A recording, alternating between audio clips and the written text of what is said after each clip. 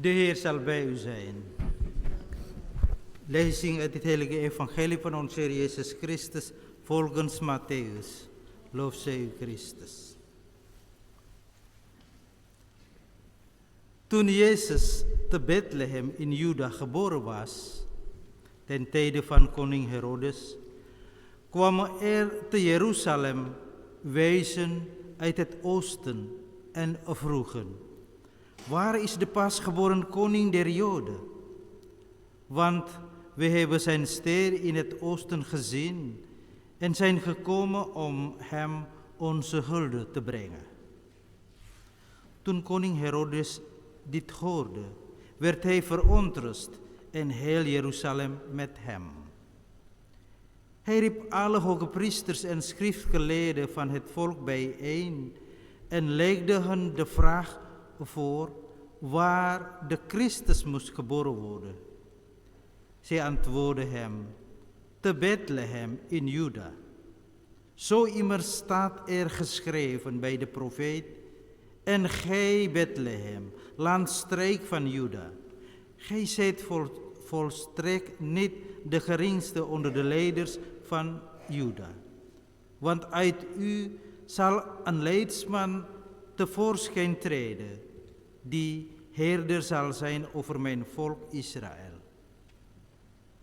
Toen ontbood Herodes in het geheim de wijzen en hij vroeg hen nauwkeurig naar de tijd waarop de ster verschenen was. Daarop zond hij hen naar Bethlehem met de opdracht: gaat een zorgvuldig onderzoek instellen naar het kind. En wanneer gij het gevonden hebt, bericht het mij dan, opdat ook ik het hulde kan gaan brengen. Na de koning aangehoord te hebben, vertrokken zij, en zie, de ster die zij in het oosten gezien hadden, ging voor hen uit, tot zij ze boven de plaats waar het kind zich bevond stil bleef staan. Op het zien van de ster werden zij vervuld van overgrote vreugde. Zij gingen het huis binnen, zagen er het kind met zijn moeder Maria en op hun knieën neervallend betuigden zij het hun hulde. Zij haalden hun schatten tevoorschijn en boden het geschenken aan: goud, wierook en mirre. En in een droom van Gods wegen gewaarschuwd niet meer naar Herodes terug te keren, vertrokken zij langs een andere weg naar hun land. Zo spreekt de Heer. Wij dan. Silakan duduk.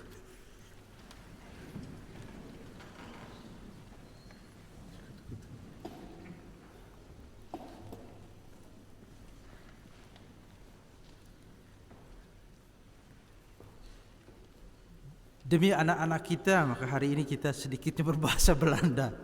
Tapi kita tahu kita ini orang Indonesia jadi gado-gado ya. Tidak apa-apa. Ik hoop dat de jongeren jullie kunnen ook mij begrijpen als ik in het Bahasa of in het Indonesisch spreken.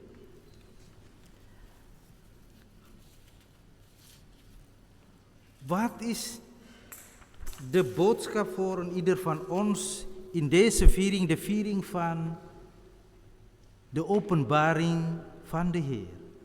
Of de viering van de drie konings? Jullie hebben een mooi thema gekozen. En dat is past bij deze viering.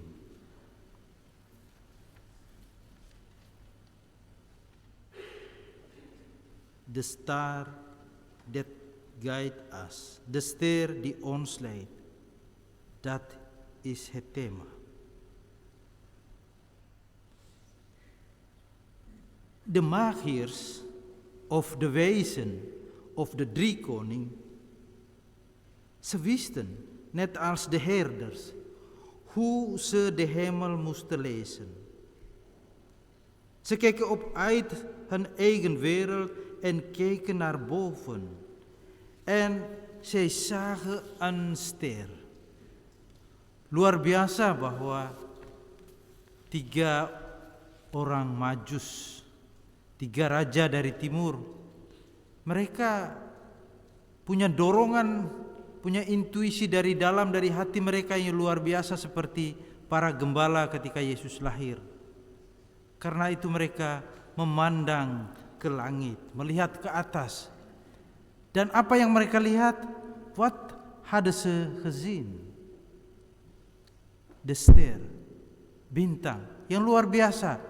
Lalu mereka pikir ini bukan sembarangan bintang. Bintang yang pasti punya petunjuk, punya maksud tertentu. Ze wisten wel wat soort een ster dat was. Die had een betekenis.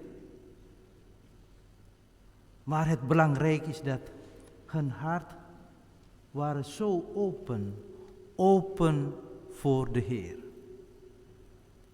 Jadi hati mereka begitu terbuka. Karena itu mereka berusaha untuk mencari tahu apa maksud bintang itu. Dan sesungguhnya bintang itulah penuntun mereka. Dia memberikan petunjuk jalan bagi mereka untuk menemukan sang terang sejati. Dat ster geeft hen een bewijs om een pasgeboren kind, het licht der wereld, te ontmoeten.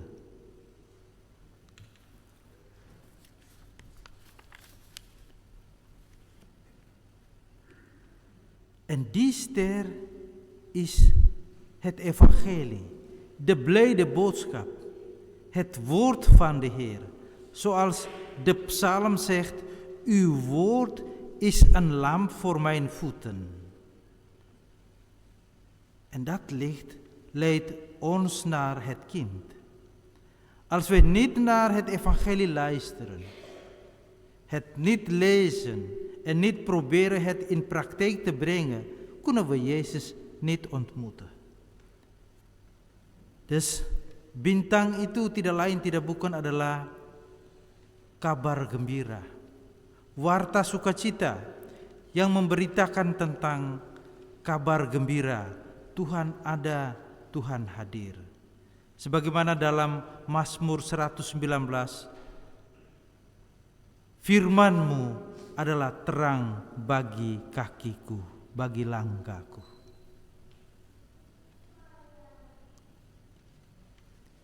Door de ster te volgen, vinden de wijzen de plaats waar Jezus is. Ze wierpen zich in aanbidding voor het kind neer. Dat is het meest waarachtige gebaar. Samen met Maria, Jozef en de herders begrepen ook de wijzen dat de verlossing erin bestaat om dat zwakke en weerloos kind in hun hart op te nemen.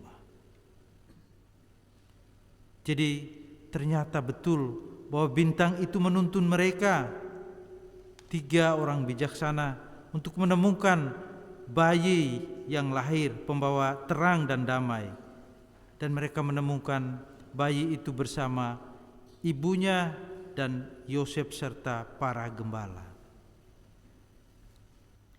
Herodes reageert totaal anders. Zodra hij van het kind hoort, is hij van streek, zelfs in die mate dat hij van plan is het kind te doden. Het zijn nu de wijzen die het kind redden en zij keren langs een andere route terug naar hun land, merkt de evangelist op. Jongeren, jongens en meisjes, als je de Heer ontmoet en Hem in je hart verwelkomt, ben je niet meer dezelfde als vroeger. Dan kun je dus ook niet meer dezelfde weg volgen als vroeger. Je leven verandert en daarmee ook je gedrag. Kita dengar dalam bacaan tadi bagaimana reaksi Herodes. Kalau dia memang begitu tidak simpati bahkan mau membunuh anak itu, kita bisa mengerti karena dia tidak mau disaingi. Kekuasaannya dia tidak mau diambil orang lain, raja yang baru lahir. Tapi bahwa ahli-ahli Taurat, mereka yang tahu tempat kelahiran sang bayi pembawa damai, mereka tahu di Bethlehem menurut nubuat para nabi, tapi mereka diam begitu saja, tidak pergi menyembah sang raja itu. Itu patut dipertanyakan. Kenapa? Karena mereka tetap pegang teguh pada tradisi lama. Mereka tidak mengakui Yesus sebagai Mesias, sebagai penyelamat. Itu alasannya. Tapi luar biasa yang kita dengar tadi, bahwa setelah 3 orang Majus dari timur menemukan sang bayi, mempersembahkan persembahan kepadanya, mereka kembali melalui jalan lain. Ada maksud tertentu kembali melalui jalan lain. Dalam hidup ini, kalau ada pengalaman pertemuan dengan Yesus, membuahkan kita hidup baru, jalan baru. Karena itu mari kita buka hati, biarkan kita bertemu dengan Yesus dan biarkan diri kita dituntun olehnya untuk menempuh jalan hidup baru. Jalan iman, jalan cinta kasih, jalan damai, jalan kekeluargaan, jalan persaudaraan.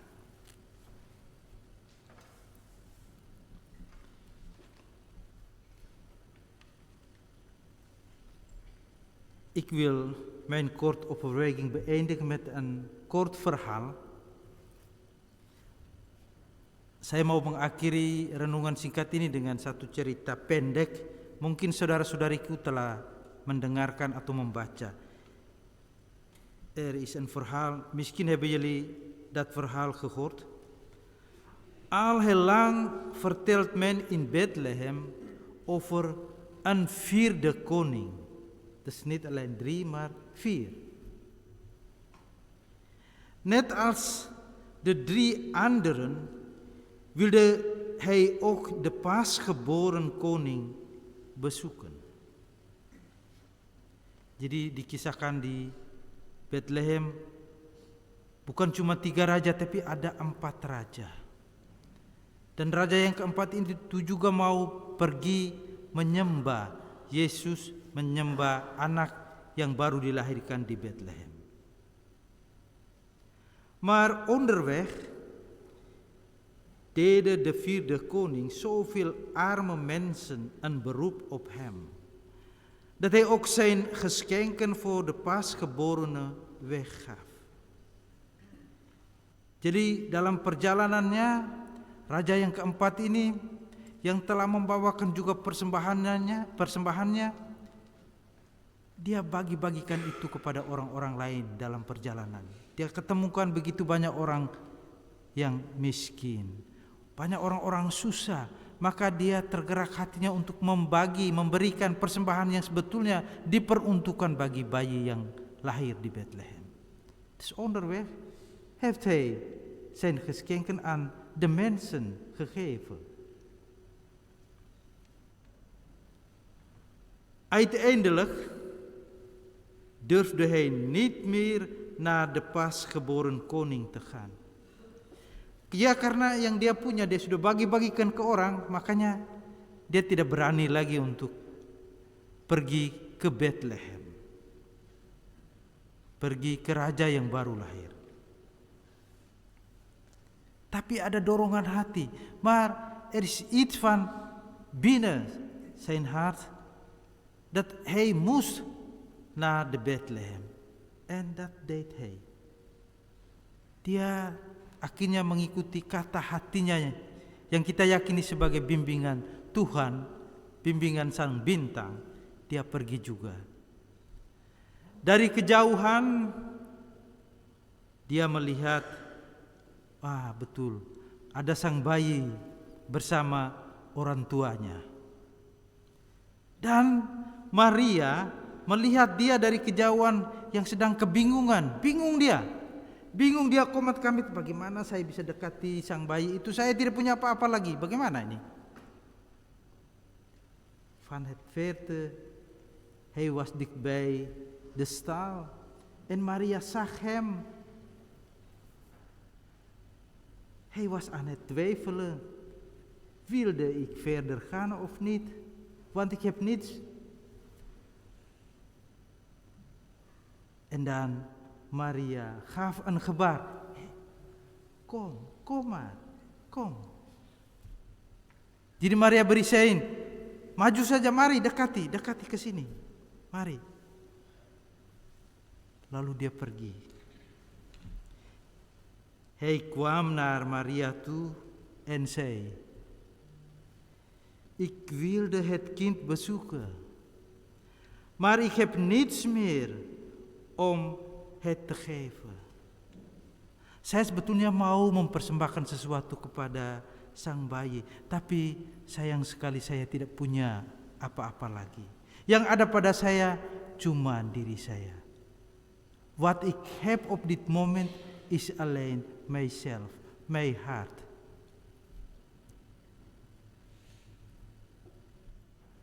En hij vertelde wat hem onderweg was overkomen, of wat hij onderweg heeft gedaan. En toen zei Maria: weet je, de geschenken die je aan de armen hebt gegeven, heb je eigenlijk al aan Yesus gegeven. Kamu tahu apa yang sudah kamu berikan kepada orang lain, itu juga kamu berikan kepada bayi Yesus. Saudara-saudariku, beste jongeren. Wat je hebt aan anderen gegeven, heb je ook aan Jezus gegeven. En vandaag hebben jullie ook iets gegeven aan ons, KKI, door deze viering. Ik hoop dat niet alleen 1 keer per jaar, maar kan ook 2 of 3 keer. Dat is goed. Want zoals het thema die jullie hebben gekozen, laat dat wij door de ster begeleid in ons leven. Laten we ons hart open voor hem, de ster van Bethlehem. Amen.